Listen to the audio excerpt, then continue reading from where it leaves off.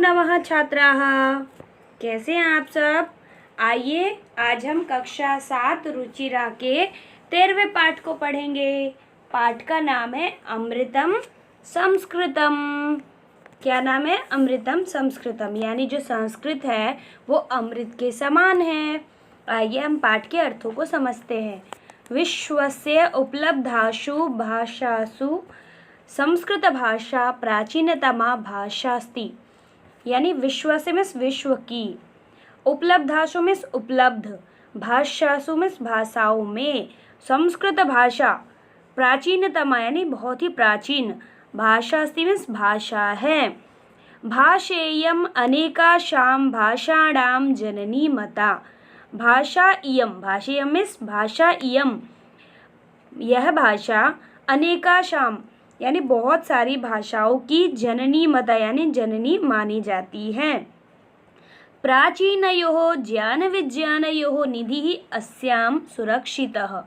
देखिए, प्राचीन यानी पुराने समय के ज्ञान विज्ञान की जो निधि है मतलब खजाना, वो अस्यां सुरक्षित है यानी इस भाषा में सुरक्षित है।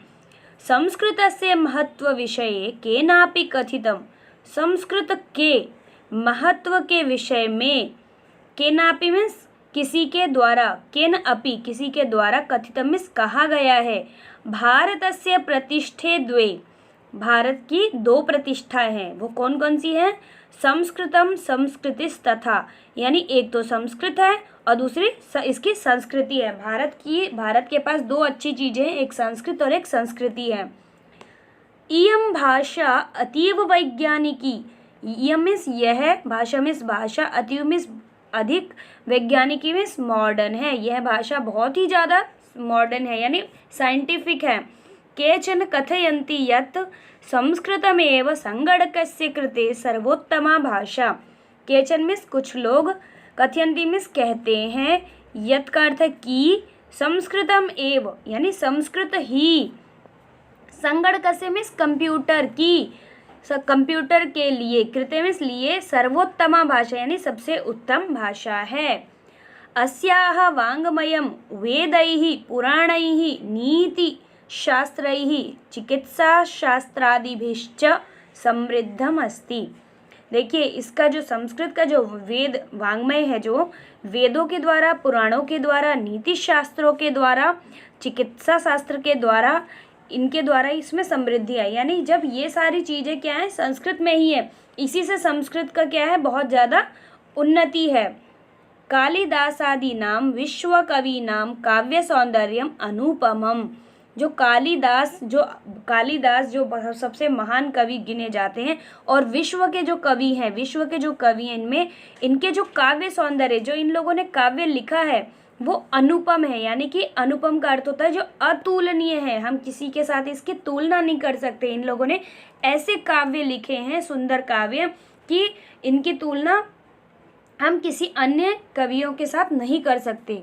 कौटिल्य रचितम अर्थशास्त्रम जगति प्रसिद्धम अस्ति। देखिए, अर्थशास्त्र को, इकोनॉमिक जो है उसको किसने बनाया था, किसने लिखा था? कौटिल्य जी ने लिखा था अर्थशास्त्र को। ये जगत में बहुत ही ज़्यादा प्रसिद्ध है। गणित शास्त्रे शून्यस्य प्रतिपादनम सर्वप्रथमम आर्यभट्टः अकरोत्। गणित शास्त्र मीन्स, गणित शास्त्र में शून्य से में शून्य के प्रतिपादन मीन्स प्रतिपादन सबसे पहले, सर्वप्रथम में सबसे पहले आर्यभट्ट ने किया था। गणित यानी गणित में शून्य को किसने खोजा था? आर्यभट्ट ने खोजा था।